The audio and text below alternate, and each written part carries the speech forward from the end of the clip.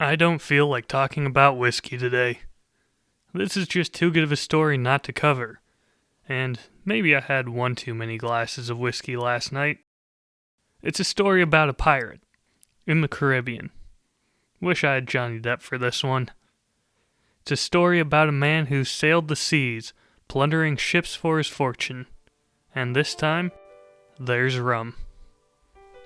Behind every bottle is hundreds of stories. Every step starting from growing grain until it reaches your glass, this spirit is collecting experiences and stories that I would love to tell you. It's my goal to sift through these stories, find the most meaningful, and bring them forward to your attention. This isn't another whiskey review channel or show. This is pure storytelling. I won't analyze every detailed tasting note of the spirit in the bottle. Instead, I'll dive into the details of the spirit behind the bottle. And this is the spirit of Captain Morgan. We meet our protagonist in 1660. The man is about 25 years old and is likely a privateer. He was born in Wales and no one really knows how he ended up in the Caribbean. Some say he was abducted and sold as a servant in Barbados. Others, that he chose to travel looking for fortune, or, as a member of the army, he was forced to leave his home. The young man worked as a raider and a privateer, and thrived in his new home, to such an extent that in just 3 years' time, he would be captaining one of Sir Christopher Ming's ships in 3 different battles. As a privateer, Morgan was basically a legally sanctioned pirate for England, engaging in battles against the Crown's enemies, and being allowed to keep part of their plunder. These privateers were so prominent that in 1664, the governor of Jamaica tried to reduce the number of privateers, but was forced to abandon this in just 4 months, due to the economic hit. Although sugarcane production was growing and would become a steady source of income for the island, privateers were easily the majority of the island's revenue. 1,500 privateers regularly stayed at Port Royal and used the port as their base. Among these many men was Captain Morgan. In 1665, Morgan, along with 2 other captains, had already been so successful that when they returned to Port Royal, their cargo was full of plundered valuables. The governor wrote to the government, praising the effectiveness of this attack on the Spanish Indies. The next year, Captain Morgan would marry his cousin, a standard custom for the time. She was the daughter of Jamaica's deputy governor. This would give him access to Jamaica's higher society and allowed him to purchase a sugar plantation. Soon, rumors began to spread through the island about a possible invasion by the Spanish. So the governor authorized Morgan to get a band of privateers together and to attack Spanish ships, to try and gain knowledge about this potential invasion. This would not permit him to attack any cities, which were often more profitable targets, but if Morgan found signs of a planned invasion, he would be justified to attack these more lucrative cities. So the captain planned an attack that would doubtlessly be justified afterwards, originally setting his sights on Havana, then switching to Puerto de Principe after learning of Havana's heavy fortifications. Puerto de Principe proved to be an easy target. However, the bounty was considerably less than expected, so Morgan aimed his fleet on his next target, Portobello, one of the largest and strongest cities in the Spanish Main. Portobello was a stop in the Spanish's main trade routes, and as such had a large stock of valuable goods. To protect this, the city was guarded by 3 castles, 2 by the port and 1 by the city itself. These defenses deterred most privateers from even thinking about an attack, but not Captain Morgan. He would have his ships anchor out from the port and then load 23 canoes full of men, who quietly paddled to shore. Then, just before dawn, they attacked the unexpecting city and the castles from the land side. They quickly took the first two castles, but allegedly to take the last, Morgan ordered the construction of large ladders. He then ordered the numerous nuns captured in the city to march in front of his men and to attach the ladders to the castle walls. This resulted in the deaths of many. However, exactly how much truth there is to this story is unknown, as the author who had later published these details would be sued by Captain Morgan for defamation, a case that Morgan won, although apparently the suit was only against the English translation of the events. Regardless, the bit about using nuns as human shields would be left out of future English publications. Portobello had fallen to the captain. The privateers had lost only 18 men and 32 were wounded, out of a force of roughly 500. Morgan and his men would stay in the city for the next month, making sure to loot all they could find while holding the town for ransom. The president of Panama, upon receiving Morgan's letter of ransom, attempted an attack to retake the city. He brought with an army of 800 soldiers. The soldiers were held back by the outnumbered but well-fortified privateers. Eventually, they were forced to concede the loss. The privateers were paid a ransom of 100,000 pesos. When they returned to Port Royal, their plunder was greater than what the agriculture of the island could produce in a year, and half of Barbados's annual sugar exports. Every member of the privateers would be paid £120, 5 or 6 times the annual earnings of a sailor at the time. As the captain, Morgan would receive a 5% share, ranging from £3,500 to £5,000. But he had overstepped his permission as a privateer, attacking the city without the necessary proof of impending invasion. And the governor reported this to London, where, instead of being seen as a dastardly pirate, he was viewed as a national hero whose wit and courage had allowed for such a victory over the Spanish. A few months later, Morgan was planning his next attack on the Spanish. He had taken 10 ships with him to meet up with a frigate, the Oxford, that was sent to aid him by the Jamaican governor. He gathered all of his captains onto the Oxford at one table to discuss his plans. Then misfortune struck. A loose spark in the powder magazine destroyed the ship, along with 200 men who were her crew. Morgan and half of his captains on one side of the table were sent flying off of the ship by the explosion, and miraculously survived. The other half of the table were not so fortunate.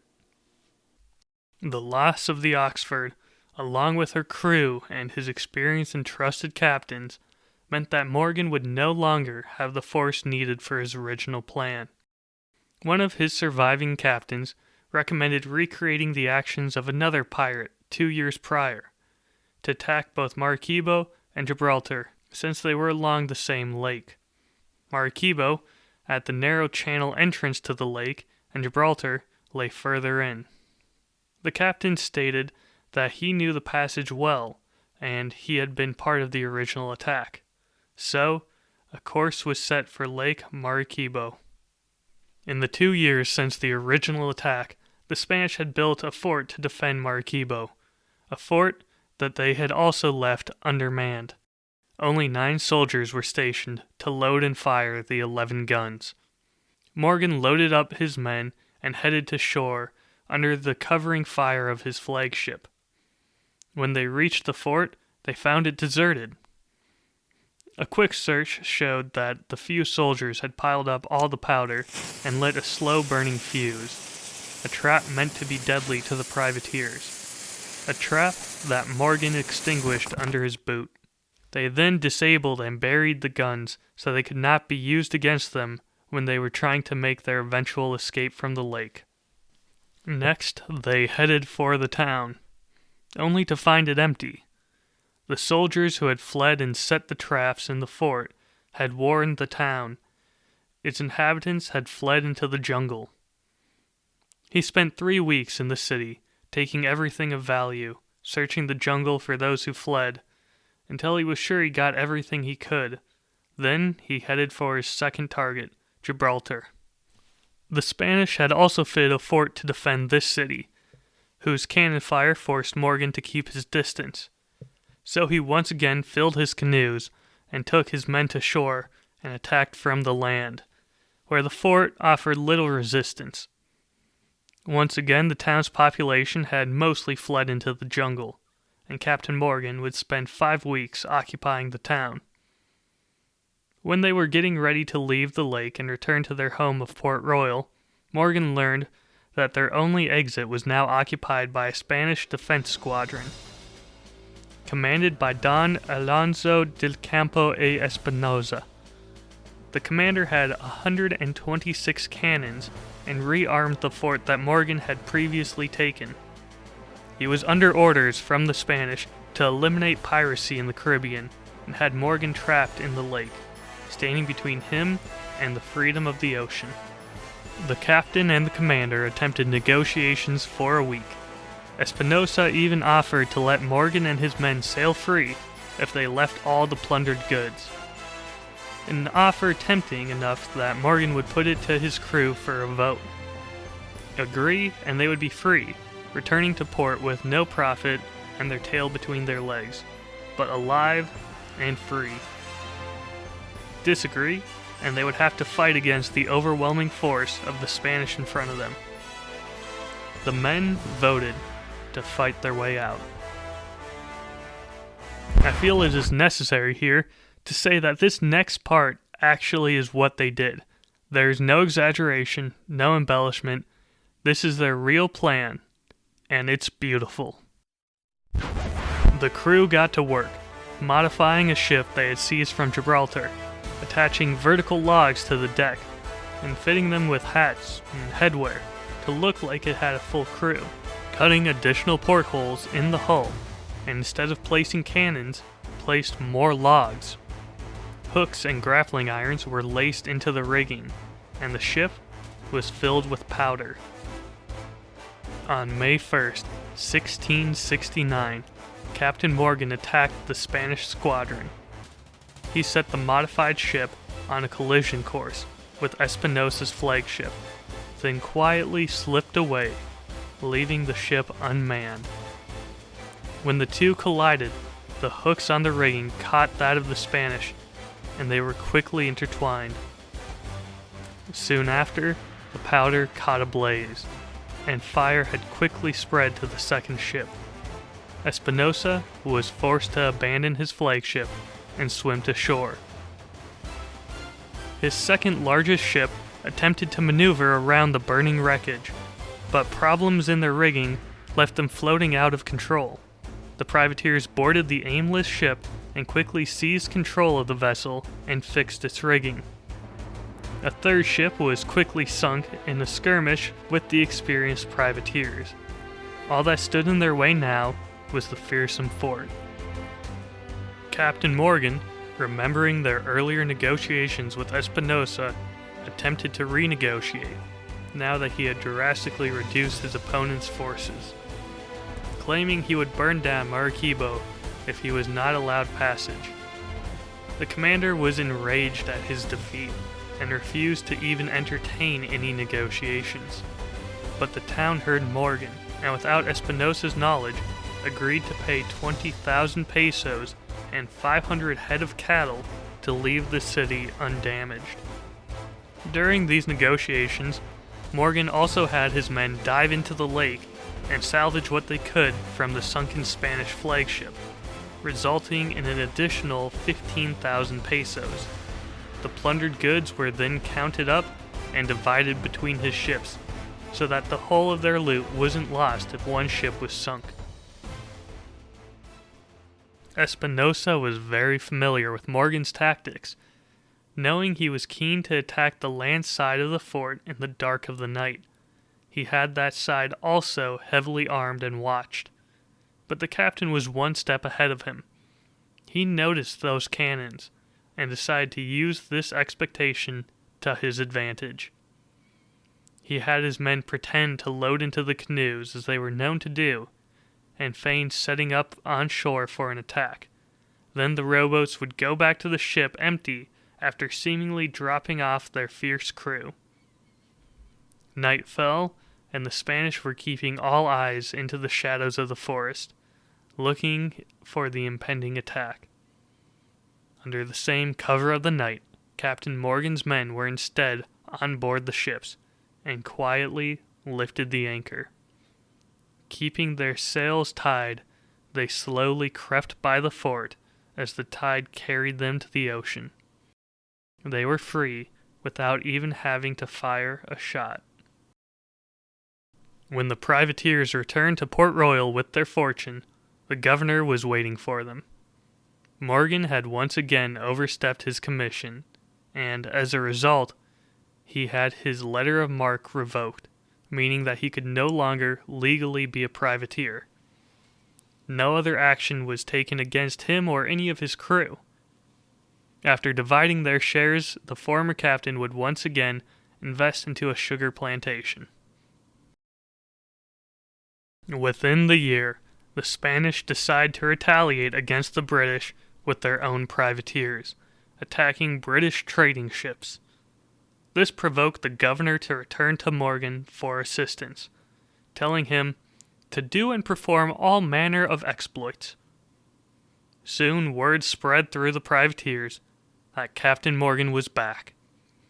His previous adventures had given him a reputation, and in months he had a fleet of 30 ships at his command, the largest army of privateers the Caribbean had ever seen. With this army he would take charges, along with its fort and the islands leading to it, leaving ships along the trail so that they would have an exit protected, having learned that lesson already. From here, he and his men would travel up the river to reach their end goal, Panama City. Much of this journey would be on foot, other times by canoe, traveling through the swamp and dense rainforest. The governor of Panama had received word of Morgan's intended attack and sent an ambush down the river to meet him. This attack was no match for the privateers, who continued on their way. After 3 days, Captain Morgan and his men were just outside the city, where they stayed and rested for the night, preparing for tomorrow's attack. The privateers were opposed by a force of 1,200 infantry and 400 cavalrymen. But this force was largely inexperienced, especially compared to the privateers who were used to fighting for a living. He sent a group of 300 men into a ravine and had them feign a retreat, luring the Spanish in for an ambush by his main force. Seeing that the battle was going dreadfully, the governor released 2 herds of oxen and bulls as an attempt to cause chaos and break apart Morgan's well-organized lines. Upon hearing the gunfire, the animals startled, and instead of charging into the privateers, turned away from the noise and trampled the Spanish instead. The battle ended quickly. The privateers had lost 15 men. Their opposition, the Spanish, had a devastating loss of somewhere between 400 and 500 men. But the city did not yet belong to Morgan. The governor had one last trick left. He had sworn to burn down the city if his troops lost. Rather than watching it be looted and destroyed by the hands of privateers, he instructed barrels of powder be placed in all the wooden buildings, and now that the battle was over, the barrels were detonated by his captain of artillery.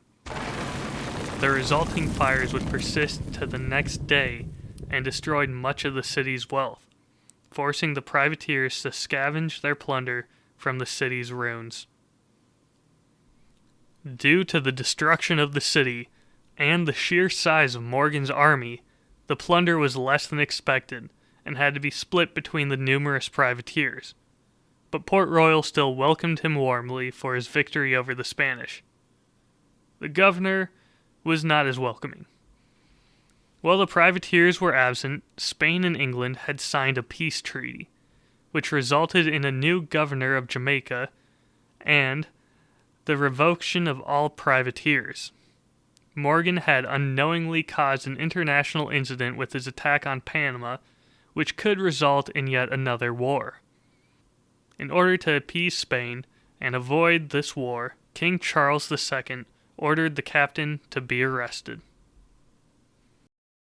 In April 1672, the famous privateer Captain Morgan, now under arrest by orders of the Crown, was brought back to England. Like in Port Royal, the people still chose to welcome him as a hero, and he was most likely free for the duration of his arrest, waiting in England until the political climate changed in his favor. Morgan would never formally be charged with any offense in the courts and had provided proof that he was unaware of the peace treaty when he carried out his attack on Panama City. Soon he was even asked to write a report for the king on how he would recommend improving the defenses of Jamaica. Due to this and a general unhappiness with the new governor of Jamaica, it was decided that another new governor should be sent to the island, along with Captain Morgan as his deputy. King Charles even went so far as awarding Morgan with the title of Knight Bachelor, or a knight who is not a member of any orders of chivalry. Then sent his knight and the new governor to Jamaica, along with a ship full of cannons to reinforce the island. Unfortunately, during this return voyage, the ship would strike against some rocks, leaving the crew stranded on a small island, waiting for a passing ship which would rescue them. Maybe it was during this time stuck on the island, or after they had eventually been rescued and reached Port Royal, but at some point, the replacement governor grew to dislike his deputy. Writing to the Secretary of State to complain of Morgan's large yearly salary and his habits of drinking and gambling in the various taverns.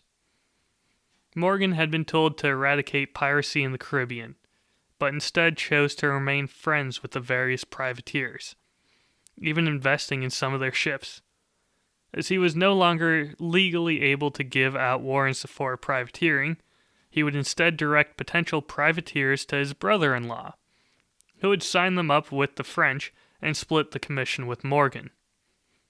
The governor attempted to hold a hearing aimed to reprimand Morgan for his behavior and for coordinating attacks on the Spanish through the French.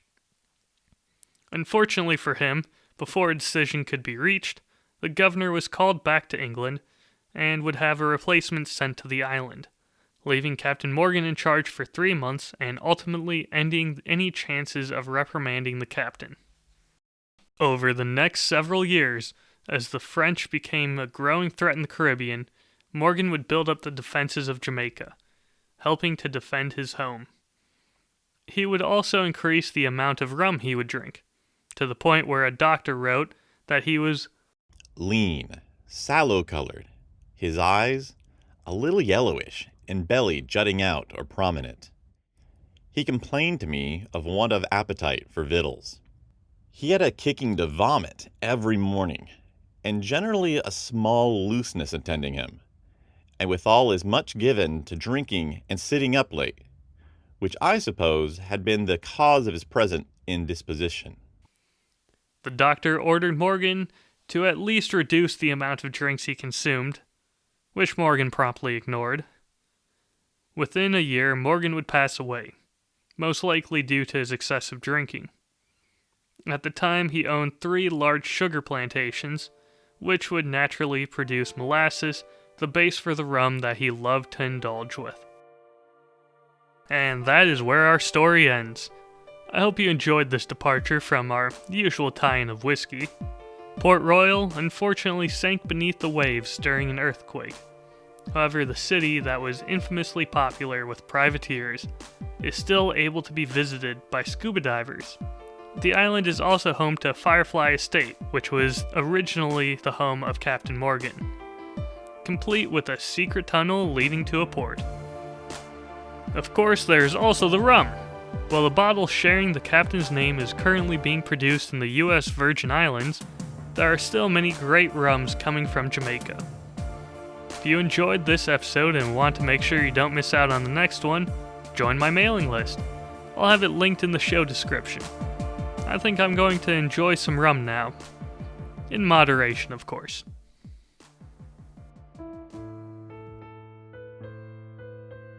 Next time on The Spirit of, we're going back to Ireland to witness the rise of a major brand, the character and quality of the family who ran it, and how they helped save Irish whiskey when everything came crashing down around them. From the back of an inn to a 6-acre lot, some of the largest stills ever created, then reduced to desperate measures. And of course, there's whiskey. I'll see you there.